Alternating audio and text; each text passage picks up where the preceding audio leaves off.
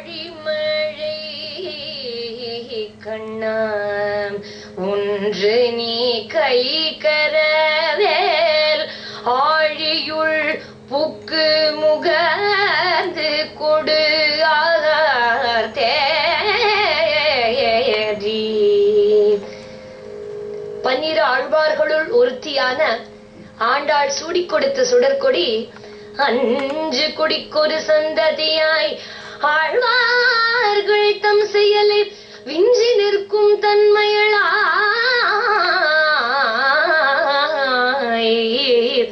5 கொடிக்கொரு சந்ததியாய் ஆழ்வார்கள் தம் செயலை விஞ்சி நிற்கும் தன்மையளாய் எந்த குழந்தையான கோதா பிறப்பு முதல் அவருடைய அவதாரம் முதல் கண்ணனையே ஸ்மரண பண்ணி பக்தி சொட்ட சொட்ட அழகான பாசுரம் கொடுத்தாளோ அந்த பாசுரங்களின் வழியே ஒரு மனுஷன் அடைய வேண்டிய மோட்சம் எத்தனை சுலபம் அப்படின்னு ஒரு பாமரனுக்கும் கதி தராளாம். இதுதான் வழி. இந்த பக்கத்துல போ அப்படின்னு தன்னுடைய தோழிகளுக்கு பாவை நோன்பு இருக்கக்கூடிய அவசியத்தையும் பேர்பட்ட பகவான் நமக்கு எப்பேற்பட்ட சுலபமான மூலப்பொருளா கிடைக்கிறாங்கிறதையும் சொல்லிண்டே வர ஆண்டாள் நாச்சியார் அவருடைய அழகான திருப்பாவைகள்ல ஆழிமழை கண்ணா பகவானுடைய அனுகிரகம் பெற்ற அடியார்களுக்கு, அதாவது நாமும் அவர்களுடைய இஷ்டப்படி காரியங்களை பண்ணி க்ஷேமம் அடையணும் அப்படிங்கிறதுதான் வாழ்க்கையினுடைய குறிக்கோளா இருக்குமா. ஒரு மனுஷனுக்கு ஒரு அடியாருக்கு நாம் பண்ணக்கூடிய சேவை அப்படிங்கறத அந்த பரமனுக்கு பண்ணக்கூடிய சேவையா பாவிக்கப்படும். அந்த ஆழிமழை கண்ணனான தடி தூதி வருண சம்பந்த அந்த பகவான்கிட்ட கேக்குறான், பகவானே நான் உங்ககிட்ட என்ன வரம் கேக்குறதுன்னு தெரியல, லோகக்ஷேமார்த்தம் எனக்கு மழைய பொழிய பண்ணணும், மழைய பொழிஞ்சு மக்கள் அத்தனை பேரும் சந்தோஷமான வாழ்க்கை ஆன்மீகமான வாழ்க்கையில லைக்கணும்னு சொல்றாளாம். ஒருத்தரும் என்ன வரம் கேக்குறது அப்படின்னு பகவானை பார்த்தா நிம்மதியான வாழ்க்கை மழை பொழிய வேண்டும்னு கேக்குறா. மற்றொரு விஷயம், ஒரு ஆச்சாரியனை பிரார்த்திக்கிறார்கள். ஒரு மனுஷனும் அவருடைய வாழ்க்கையில குரு பக்தி முக்கியம், கடவுள் பக்தி முக்கியம். அதாவது பகவானுடைய கல்யாண குணம் அப்படிங்கிற பெரிய சமுத்திரத்தின் உள்ளே போய் நுழைந்து பக்தர்களுக்கு அனுகிரகமான அபீஷ்டங்களை வாரி பொழிறானாம் அந்த பகவான். ஆழிமழை கண்ணினம் அந்த பகவான் மழை கொடுக்கணுங்கிறது இல்ல, அந்த பகவானே பெரும் மழை. அற்புதமான கரிய மேகம் போன்ற அந்த பகவான் அந்த பந்தத்துக்குள்ள போய் நுழைஞ்ச அந்த பகவான பக்தியோட குழைச்சோமையான சந்தேகம் இல்லாம நிச்சயமா வந்தவர்களுக்கும் வராதவர்களுக்கும் கேட்டவர்களும் கேட்காதவர்களுக்கும் ரொம்ப அழகான பக்திங்கிற பாவத்துக்கு கட்டுப்பட்டு பகவான் தன்னுடைய அபீஷ்டங்களை மனோபீஷ்டங்களை ஒரு மனுஷனுக்கும் வாரி இறக்கிறாராம். எல்லோரும் க்ஷேமம் அடையும்படியான ஒரு வாழ்க்கை வேணும். அதுக்கு என்ன பண்ணணும்ங்கிறதுதான் ஒரு அடியாருக்கும் ஒரு மனிதனுக்கும் அந்த பகவானை வேண்டிக்க கூடிய வேண்டுதலா இருக்க ஒரு தாத்பரியத்தை சொல்றார்கள். அந்த பகவான் என்ன வரம் கேட்டாலும் கொடுப்பானே. கிருபா சாகரா கருணா விலாசா கருணா விலாசா பக்த பரிபாலா பகவத் ஸ்வரூபா பரவாசுதேவா. அந்த ஸ்ரீமன் நாராயணனே சகலமும்.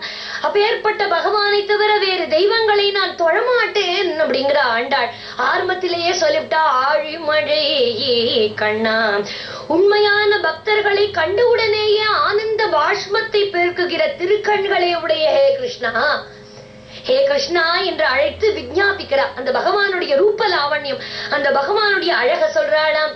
அரரம் மதுரம் வதனம் மதுரம் நயனம் மதுரம் ஹசிதம் மதுரம். தோழிகளே, நம்மோடு நம்மாக இருக்கக்கூடிய ஆனந்த பாஷ்பம் பொங்க வைக்கக்கூடிய ஆனந்த கண்களை உடைய நம்முடைய கமலக்கண்ணன் அத்தனை பேரும் கண்டு கழிக்க வேண்டும். நம்முடைய வஸ்திரங்களை எல்லாம் நினைச்சானே அந்த பகவான் தான் நந்தகோபனுடைய திருமகனான அழகான கண்களை உடைய கமலக்கண்ணன். அவனே ஆழிமழை கண்ணன் அப்படின்னு பேசுறார். பரமபக்த குசேலனுக்காக அவனை அரவணைச்சு ஆலிங்கனம் பண்ணி தன்னுடைய பக்தனுடைய சரீர சம்பத்தினால தனக்கு பரம சுகம்னு நினைச்சான் இந்த பகவான். பாமரன் பண்டிதன்கிற வேதம் பார்க்கல, ஏழை பணக்காரங்கிற வேதமும் பார்க்கல, வர்ணாசிரம வேதமும் பார்க்கல. குசேலருக்கு வரப்போகிற பெரிய ராஜ்யத்துல பட்டாபிஷேகம் பண்ணினது போல இருக்காம அந்த பகவானுக்கு குசேலனுக்கு பண்ணினதே தனக்கு பெருமை அப்படின்னு நினைக்கிறானாம். ஏன்னா அந்த பகவானே லீலா சரீரன் இல்லையா. லீலா சரீரம் ரணரங்கதீரம் விஸ்வையை கவீரம் ரகுவம் சஹாரம். ஆழிமழை கண்ணா, மேகத்தினுடைய தோஷிக்கும்படியான நீலமேக சியாமளனா இருக்கக்கூடிய திவ்ய திருமேனியை உடைய ஊழி முதல்வா, நீருண்ட மேகத்துல உண்டாகிற மின்னல் ஒரு கால் நிலைச்சிருக்குமானால் நம்மளால கண்ணால அந்த அழகை பார்க்க முடியாது இல்லையா? அப்படியே மின்னல் பளிச்சிர அந்த அழகு எத்தனை அழகா இருக்குமோ, அந்த மின்னலோடு கூடிய மேகத்தினுடைய அழகை போல, கோடி சூரிய பிரகாசத்தின் போல, கோடி சூரிய தன்மையின் ஒருங்கே கொண்ட ஆழ்வானை வலது ஹஸ்தத்தில் 2 விரல்களாலையும் தரிச்சு கொண்டிருக்கக்கூடிய லட்சுமி காந்தனான என்னுடைய நாராயண பெருமான ஊழி முதல் கண்ணா அப்படின்னு வர்ணிக்கிறாளாம். பகவான ஸ்தோத்திரம் செய்ய வழி தெரியாத ஒரு பக்தன் இருந்தான். ரொம்ப அழகா சொல்றா.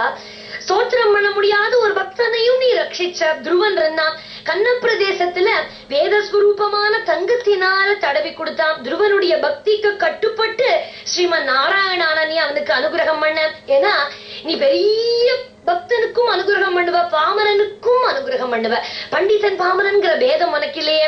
சமஸ்த வேத வேதாந்தம் மூர்த்தியா இருக்க, வேத வேதாகமங்களாலையும் அடைய முடியக்கூடிய பகவான் ஞான மார்க்கம் இல்லையே, எனக்கு கர்ம மார்க்கம் இல்லையேன்னா பக்தி ஒண்ணு போருமே. பக்திங்கிற கயரால கட்டுறானாம் அத்தனை பக்தாலயம். சுதர்சன ஆழ்வார் போல சத்ருக்கள் இருக்குமிடம் போகாமையே அந்த இடத்தினுடைய ஸ்பரிசத்தாலையும் சத்ருக்களை பயப்பட பண்ணுகிற பகவானும், ஒரு வெண் வலம்புரி சங்கை தன்னுடைய கரித்து கொண்டிருக்கக்கூடிய சங்கு பாணியான அந்த பகவானும் ஊழி முதல் கண்ணாக அப்படின்னு அழகா பாடுறா.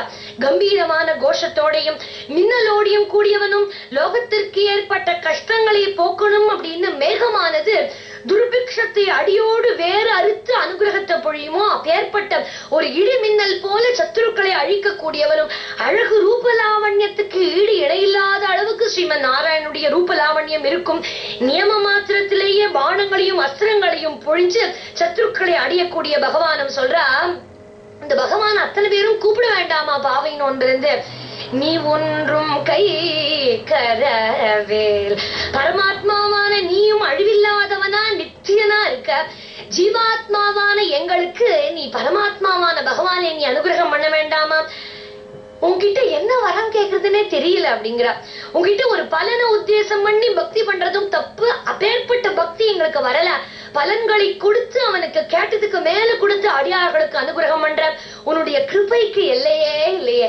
ஒரு எல்லை இல்லாத பெரும் கடலா உன்னுடைய ஔதாரியத்துக்கு தகுந்தாற் போல எங்களுக்கு அனுகிரகம் பண்ண. உனக்கு எவ்வளவு மனசு வருதோ அவ்வளவு அனுகிரகம் பண்ணு. இத்தினுண்டு இவ்வளவு பெருசுன்னு எங்களுக்கு ஆசை இல்ல. கிருபாநிதி இவரை போல அப்பேற்பட்ட கிருபாநிதியா எனக்கு நீ அனுகிரகம் பண்ணேன்னு சொல்ல.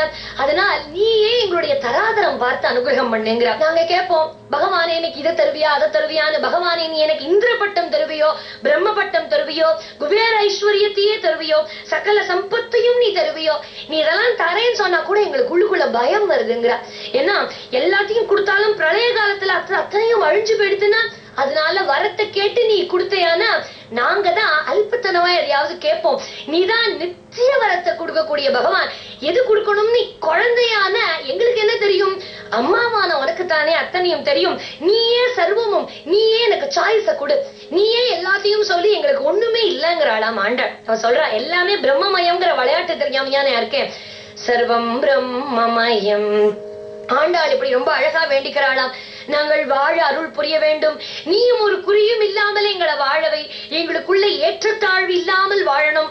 நீயும் நாங்களும் குறை கூறுதல் இல்லாம வாழ்க்கையை வாழணும். உலகத்துல ஸ்ரீவைகுண்டம்ங்கிற லோகத்துல உள்ளவர்களோட சமமா எங்களுடைய வாழ்க்கை இருக்கணும்னு கேட்கிறா. அவர்களோடு எவ்விதத்திலையும் ஏற்ற இறக்கம் குறைச்சலே இருக்கக்கூடாது. அப்பேற்பட்ட அனுகிரகத்தை நீ செய்துள்ள வேண்டும் என்னுடைய நாதாவான மணவாளனேன்னு அந்த பகவானை கெஞ்சராளாம். இவர்களுடைய பிரார்த்தனைய கிருஷ்ண பரமாத்மா செவிசாய்க்கிறானாம். ஸ்ரீ பரமாத்மா செவிசாய்க்க எல்லா விதத்திலையும் உன்னோட ஏற்றத்தாழ்வு இல்லாமல் இருக்கணும்னு நீ கேக்குறையே. நான் எங்கும் நிறைந்திருக்கேனே, உன்னை அத்தனை பேராலையும் எங்கும் நிறைந்திருக்கணும். ஸ்ரீவைகுண்டம் போக முடியாதவர்களுக்கு பூலோகத்திலேயே பக்திங்கிற பாவம் இருக்கணுங்கிறாளாம். ஸ்ரீவைகுண்டம் போக முடியலன்னா கூட பரவாயில்ல, பூலோக சௌகரியங்கள் அங்க இல்ல அப்படிங்கிறார் பகவான். பூலோகத்துலதான் நாம பிரச்சாரம், நாம பக்தி. ஒரு இடத்துலயும் இப்போ ஜாரா கோஷமும் நாம கோஷமும் பக்தி பெருக்கோட ஓடுறதே. அங்குள்ளவர்களுக்கு கூட இப்பேற்பட்ட ஒரு பாக்கியம் கிட்டலங்கிறாராம் பகவான்.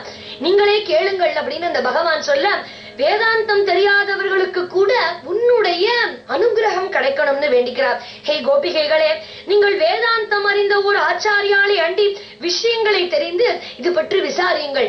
அப்பதான் தெரியும் பகவான் வேதாந்தங்களை தாண்டி பேர்பட்ட மூலப்பொருளா இருக்கான் அப்படின்னு.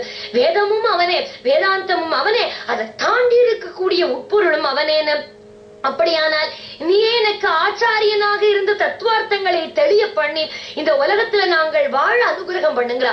இப்போ ஆண்டாள் கிருஷ்ண பரமாத்மாவையே குருநாதரா ஸ்மரிக்கிறா, தெய்வமா ஸ்மரிக்கிறா, அத்தனையாவும் ஸ்மரிக்கிறா. பகவானே நீயே எனக்கு ஆச்சாரியனாரு. ஒரு ஆச்சாரியனாலதான் அழகான வேதாந்தங்களை தெளிவுற பண்ண முடியும்.